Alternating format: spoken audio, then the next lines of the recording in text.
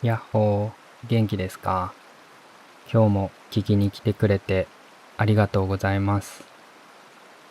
今日は僕が日本人をしていて辞めたくなる瞬間っていうのを集めてきました。日本人として誇るべき部分と実際には悩んでいる部分、それぞれあります。日本の文化は親切な文化だっていうことがよく言われたりしますが、実際にそういった文化で生きている日本人の僕が悩んでいること5選。完全に僕の悩み事を5つ紹介するっていう動画になるんですけど、日本の文化の特に若い世代とかの実情も含まれてると思うので、興味があれば最後まで聞いていってくれると嬉しいです。僕が日本人を辞めたくなる瞬間、一つ目は自分の大切な人が困っている時に、それが公の場所だった時、公の場所で自分の大切な人が困った時、他の周りの迷惑にならないかどうかをすぐに考えてしまう。本当なら自分の大切な人が困っているなら、その人が大丈夫かどうかっていうのを第一に考えるべきことだと思うんですよ。それは人間関係の優先順位っていうのがあると思うんです。だけど、周りに迷惑をかけないかどうか、自分の大切な人が困っている時に、その困っている状況が周りに迷惑にならないか、そういうのをすぐ考えてしまう。例えば例で言うと、僕はまだ経験がないんですが、子供いるとしましょう。あなたは親です。そして子を一人授かっています。その子が泣いていました。泣きました。公の場所で。そういう時に泣いているから大丈夫かとか心配とかするんじゃなくて、まずは周りにうるさいって思われないかどうか、周りに迷惑をかけないかどうかを考えてしまう。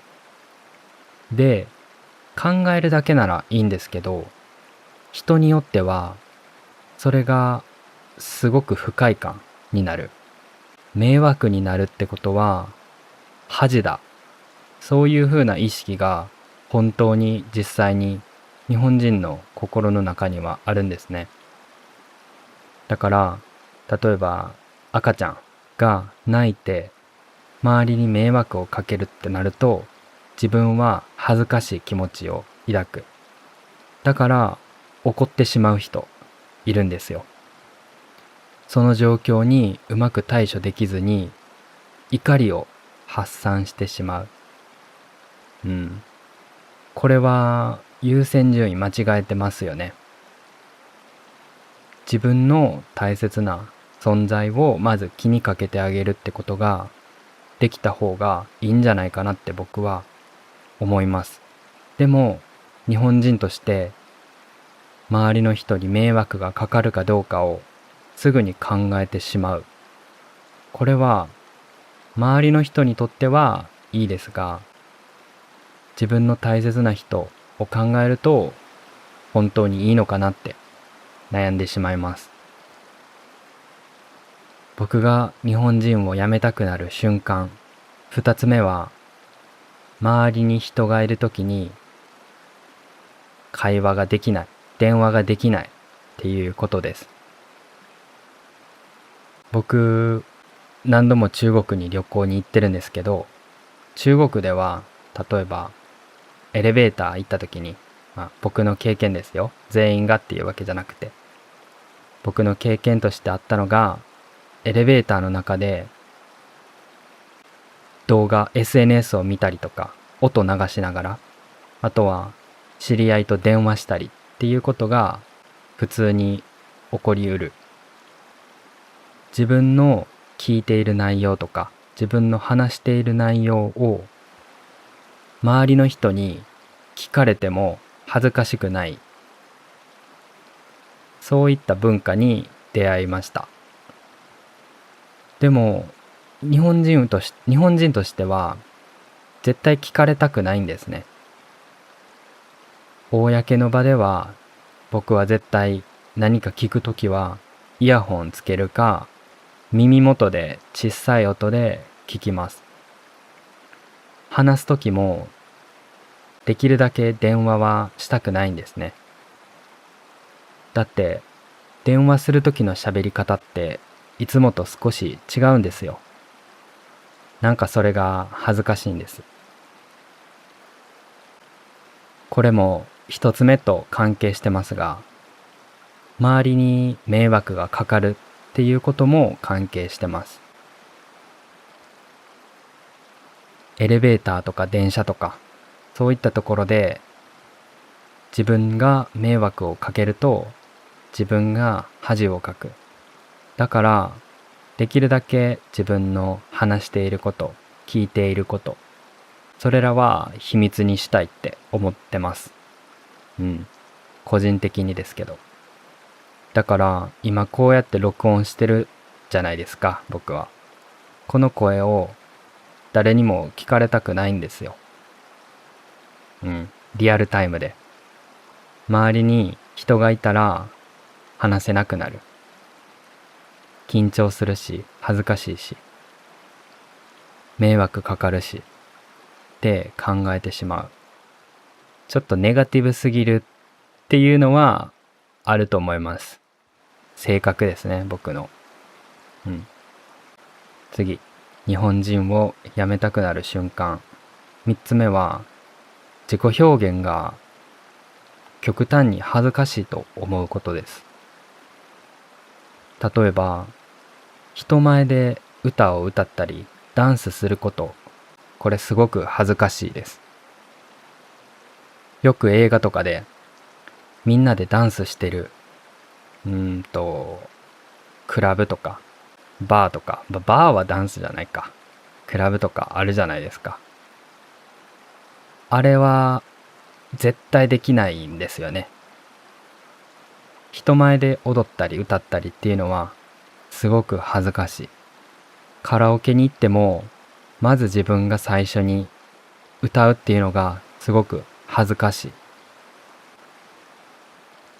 だから僕が誰かとカラオケに行ったらまず歌いたいっていう人がいたらその人に歌ってもらってます。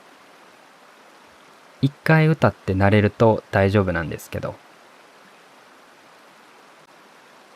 あとは中学生の頃に体育の授業があってダンスやってたんですけど、自分が踊っているのを周りに見られるのがすごく恥ずかしい。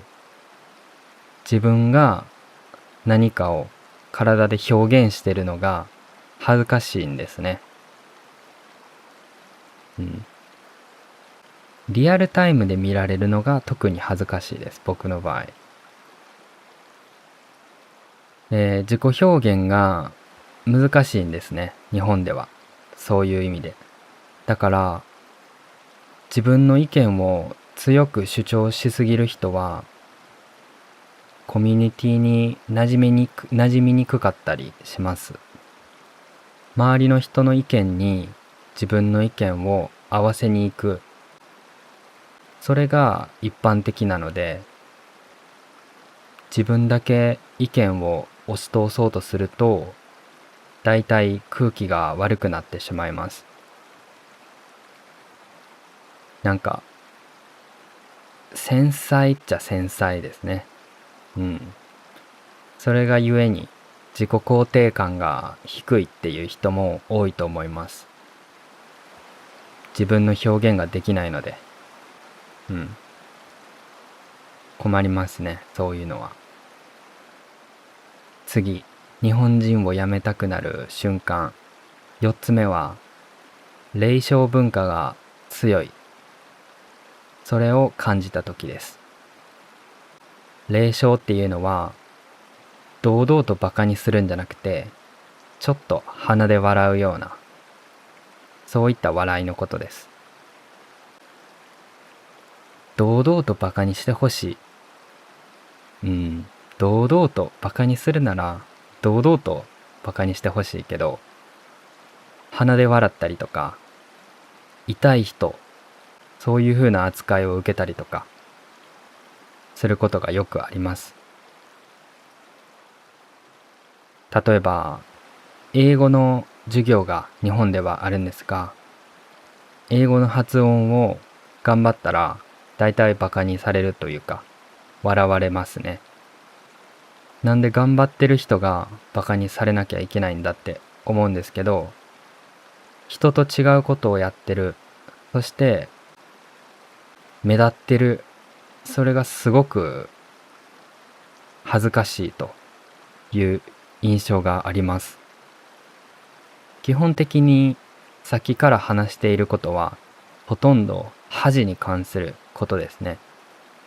日本は恥の文化って表現されたりもしますが、実際僕が悩んでいることの多くはそういった恥ずかしい感情とか罪悪感、そっから来てますね。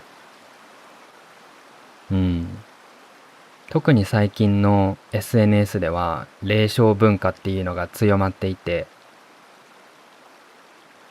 霊障文化やめようっていう立場と、どんどん人をあざけ笑う人っていうのが、二極化していってるんじゃないかなって僕は思ってます。でも霊障したって何も起こらないですからね。自分の心が一瞬満たされる、霊障することで。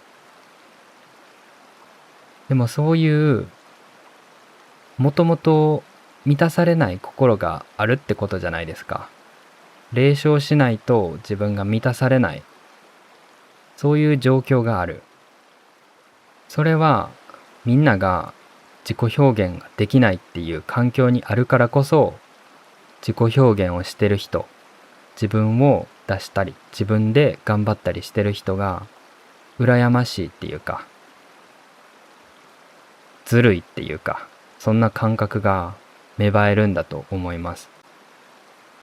一緒に引きずり落とそうとしてるんですよね。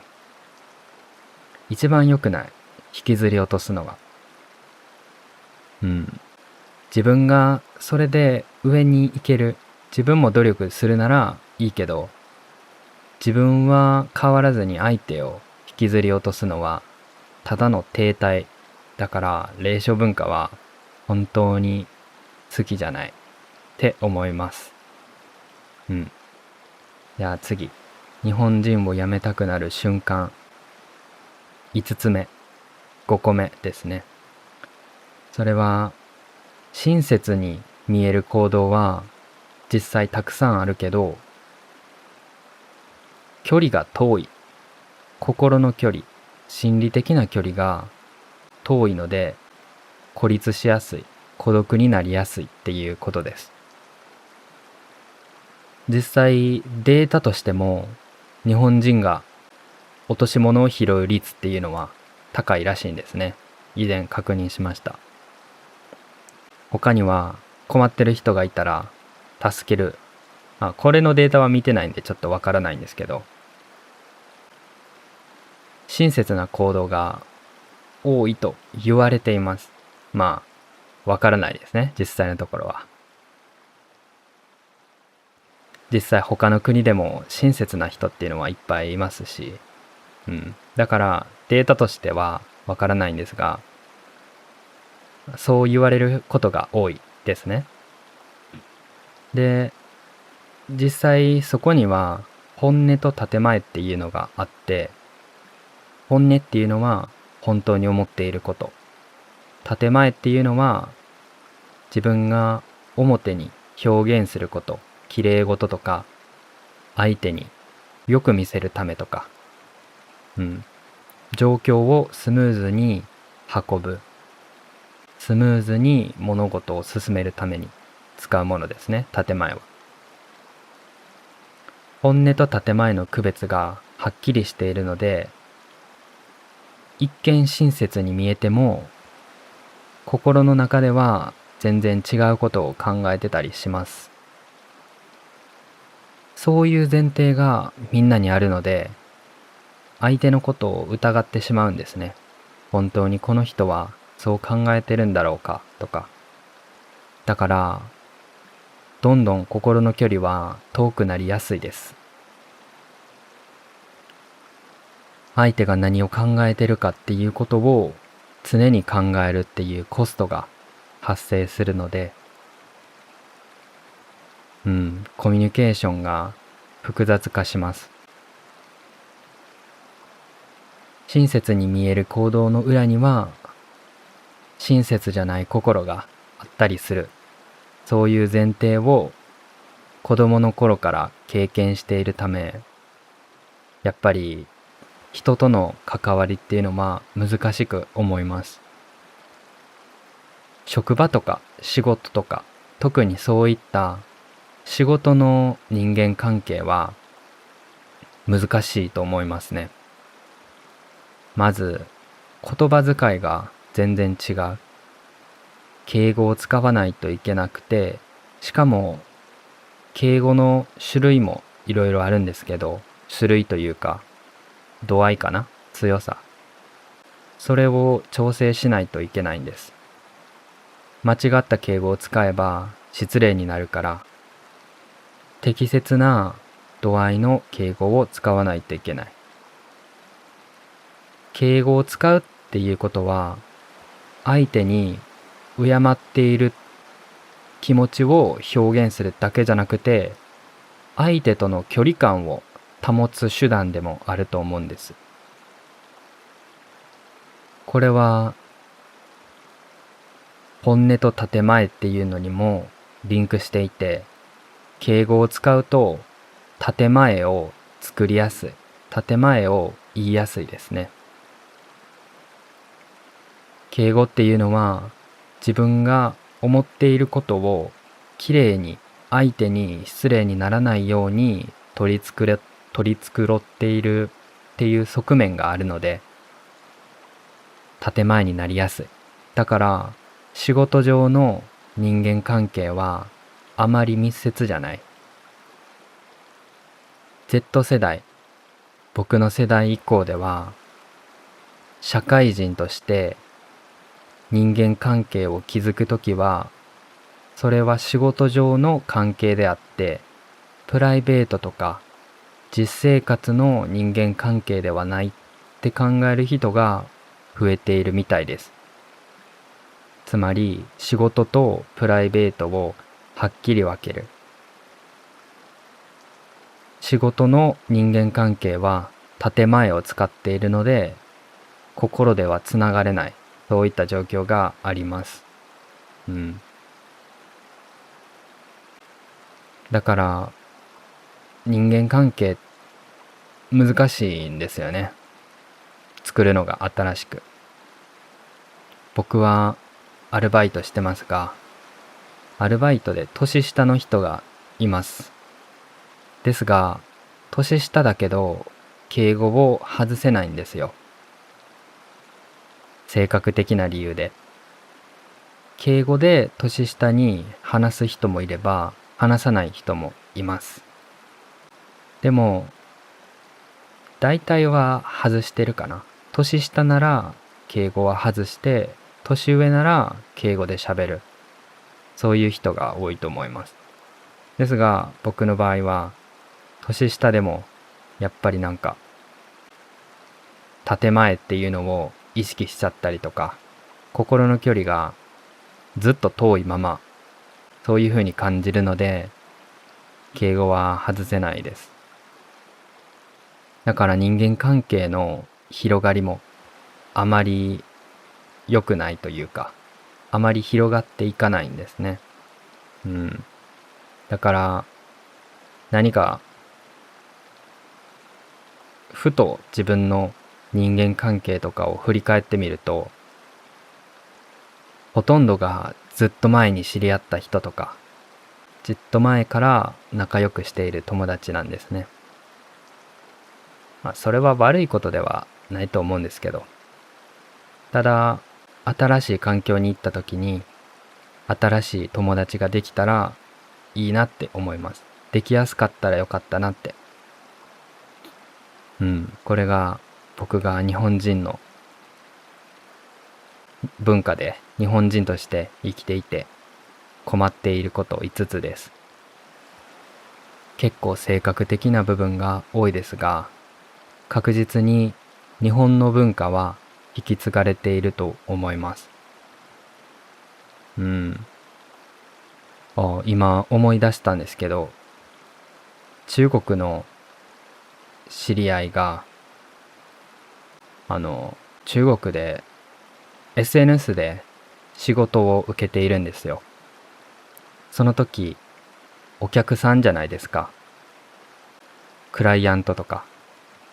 自分に仕事を依頼してくれる人はお客さんだけど、両方ともすごくカジュアルに喋ってました。絵文字をつけたり、スタンプを送ったり。それ見て、わあ、羨ましいなって思いました。表面的にしか見てないので、実際のところはどうかわからない。もしこの動画見てて、実際そうやってカジュアルにコミュニケーションしてるよって経験がある人は教えてほしいです。中国の方。中国って言っても広いんでね。ただ、僕の経験上ではすごくカジュアルに見えました。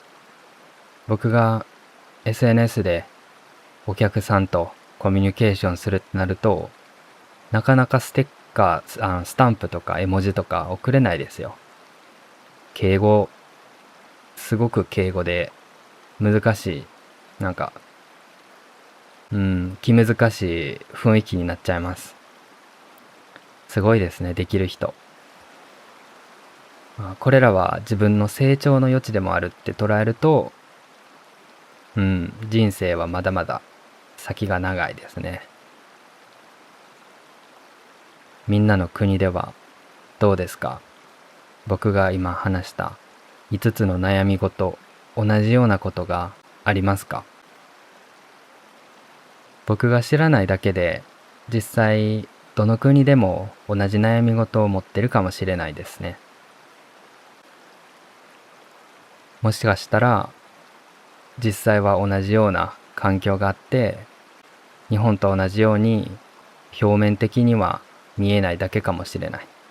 だから、もしこの動画見てて、同じようなこと悩んでるって人がいれば、コメントくれると嬉しいです。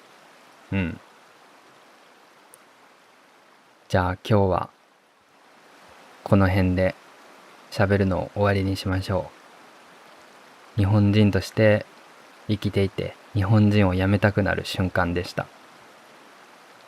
ここで喋った内容は原稿として文字起こししています。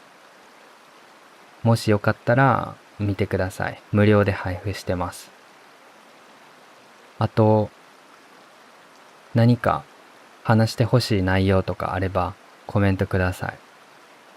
次の動画とかで反映できたら反映します。もしよかったら高評価とかチャンネル登録もしてくれると嬉しいです。じゃあまた次の動画で一緒に話しましょう。バイバーイ。